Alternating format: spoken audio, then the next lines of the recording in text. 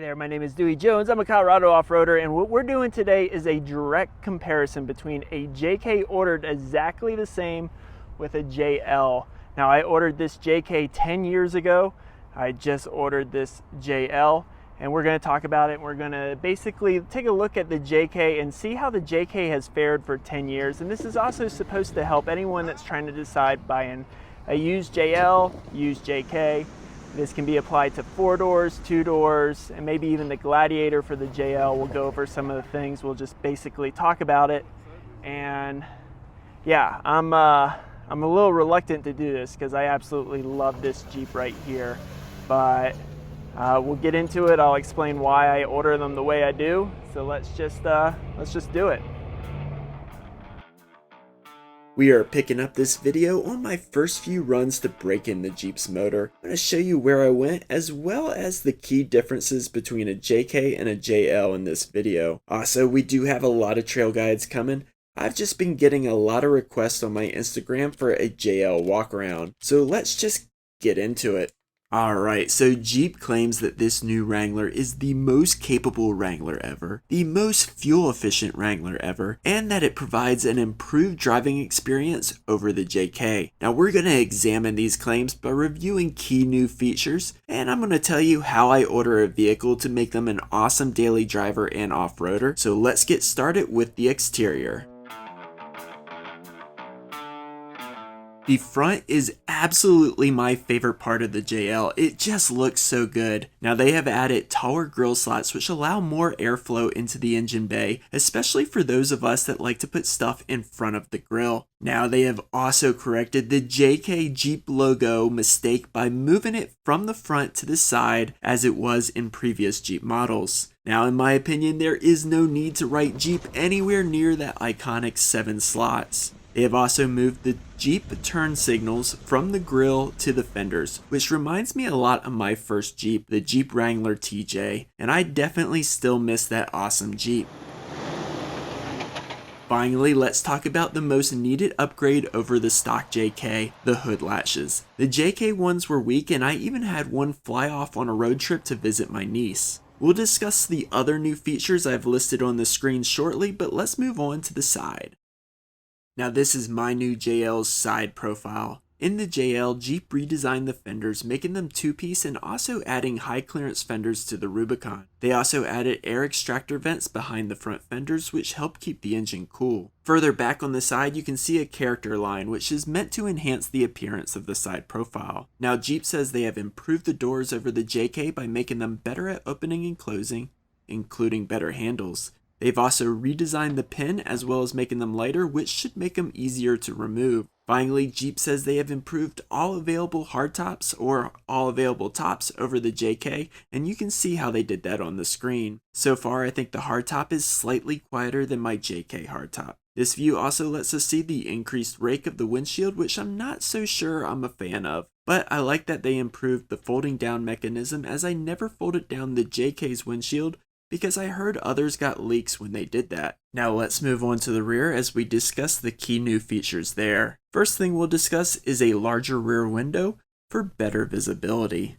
They have also moved the wiper motor from the top to the bottom. The spare tire has also been lowered slightly to increase the visibility of the rear window. The license plate has been moved to the bumper. It was previously right below the driver's side taillight. You can now move the center high mount stop lamp higher or lower to accommodate different tire sizes. Additionally, LEDs are now available in the rear, and I believe this was only an aftermarket option in the JK.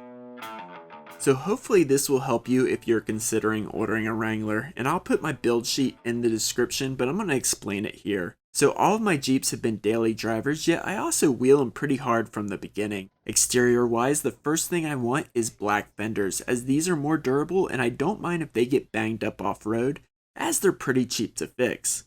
Plus, I think they look good and break up the color of the Jeep better. Speaking of color, I get yellow because my mom picked it out a long time ago, but also it hides Colorado pinstripes really well. Since I'm keeping this Jeep stock, I ordered the steel bumpers and the LED lights. But you can get both of these from the aftermarket like I did with my JK. Now speaking of that JK, I would have ordered the factory steel bumper with that, but it came out in 2013 when the 10th anniversary Rubicon. LEDs were an option later, but just so you know, the stock halogens have always sucked in Jeeps.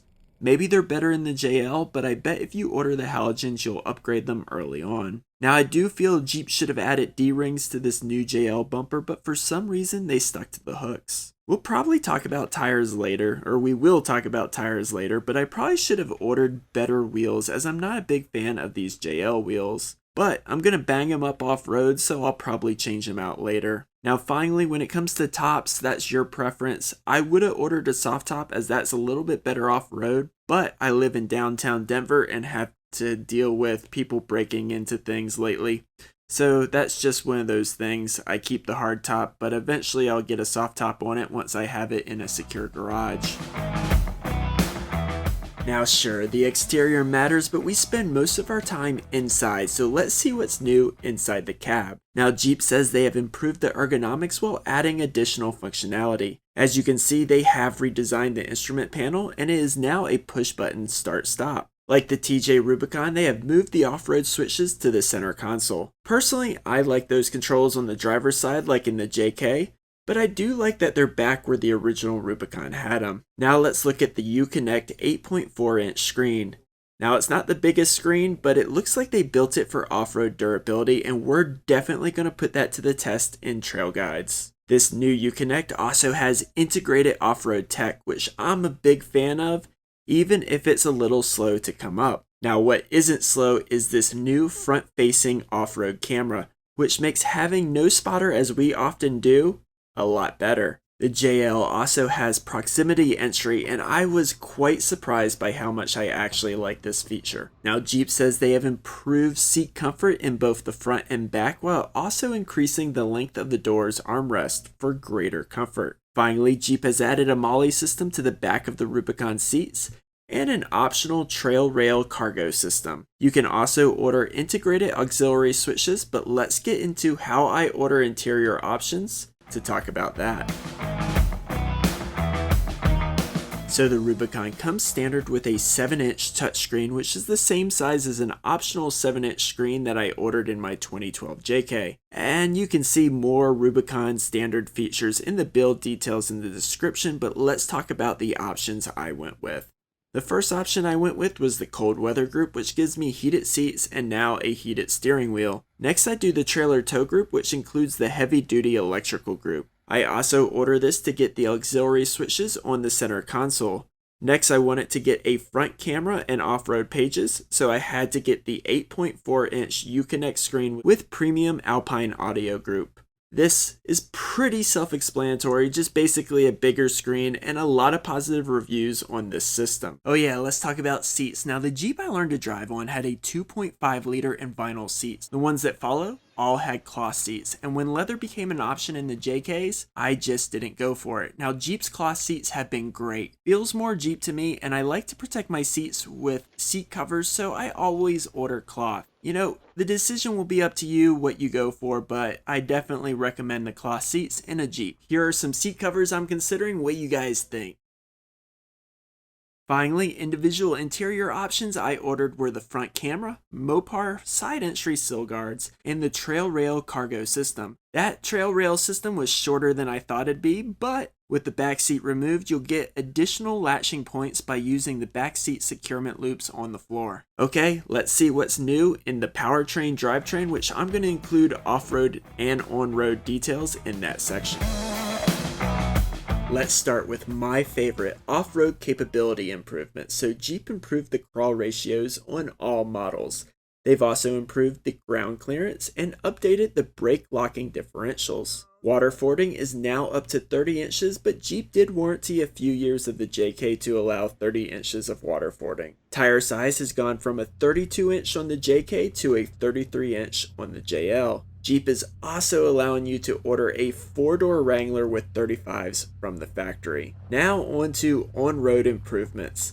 These include a quieter cabin due to redesigned engine and body mounts, and reduced wind noise due to top improvements. We also get a smoother ride due to enhanced and retuned suspension, and boy is that good. This is also evident off-road. We also got an electro-hydraulic steering pump to replace the JK's engine-driven pump. We also get larger brakes in the JL. Now the powertrain in mine remains the same, but the 3.6 liter is updated and supposedly improved in the JL. Now I'm also supposed to get +4 mpg on the highway with a stick. Speaking of that 6-speed, it's new with better gearing, shorter throws, and smoother shifting. The funny thing though is it is a Toyota manual. Early models did have some failures, but in 2021 they say they have strengthened it, and that's definitely something we're going to test out on the trails.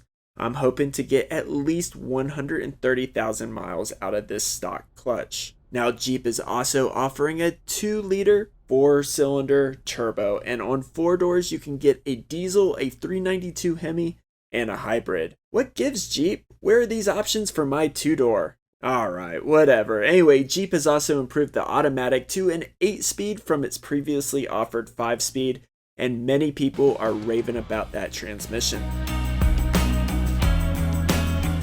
So I ordered a Rubicon since I was replacing the JK Rubicon, but I strongly considered a Willys because I think I could get that most places that I get a Rubicon. Now the JK was rock solid reliable for 9 years, so I stuck with what works, the 3.6 liter and 6-speed. We'll see how they hold up in this new model. Now the 8-speed would have made filming these trail guides much easier, and it seems like a great transmission, but I like shifting and the additional challenge. Now the sales manager thought I was crazy for ordering a manual, so take that for what it's worth. Also, mud terrains have always been what comes standard on a Rubicon, but now all-terrain BFG KO2s are standard. Some of you know I'm not a big fan of the KO2 for Colorado, as I keep hearing of sidewall tears. So for an extra $195, I got mud terrains, Falcon Wild Peak MTs, and I'll of course review them after some time with them. I'm hoping that they're as good as my Kenda Cleavers were, but we'll find out. How good is this spot to end with the 300-mile break-in? I'm pretty amazed that it stopped here. Now I was just trying to get to Moab, but once I noticed that we were, coming to 300 miles right here, I just had to stop and do this outro. But that's not why we're here. Let's talk about the JK versus JL final thoughts. Now, I was really reluctant to get rid of my JK. I still love it. That thing is awesome. It really doesn't need much work, but where it's at in its lifespan is it's time for a lift. It's time to build it up, and that's not what this channel's about. So that's why I made the reluctant decision to get another stock wheeler that will be staying stock, and boy is that stock suspension really good. I mean, I was just bombing down a dirt road at 55 miles an hour. It was bumpy and everything, but that stock suspension just ate it up, and that's solid axles. So I am really impressed by that. I'm hoping that that will be the ultimate daily driver and wheeler, but we're going to find out on this channel because we're not changing anything up. We're going to continue to do trail guides. We're going to continue to film. I'll let you guys know every little issue I have with that, or if I don't have any issues at all with it. That's what we're going to do. After years, my mom bought a 2005 Jeep Liberty when it was new, and she's had it forever. She's refused to get rid of it, but I'm making that announcement now. She's finally given in, and she's letting me take it. She doesn't drive that much anymore. My dad drives her mostly, and they got a couple of different vehicles they got up there. So she's finally letting me have the Liberty, and I'm going to bring it out here in Colorado once I can figure out how I get it here economically. Might just have to go there and drive it, which wouldn't be bad. I could see my parents that way. In 2022, I should have it here for those trail guides, and I got to figure out a whole bunch of other stuff where I'm going to keep it, that stuff. But yeah, thanks for sticking with us, guys. I appreciate it. I still have probably 10, 11 trail guides with the JK still to edit. I'm behind. I've been dealing with this work, all this stuff. Right now I'm trying to finish this before they can theoretically call me so I don't get miscalled. But actually, speaking of that, I do need to go. Thanks, guys. Bye. Have a good one.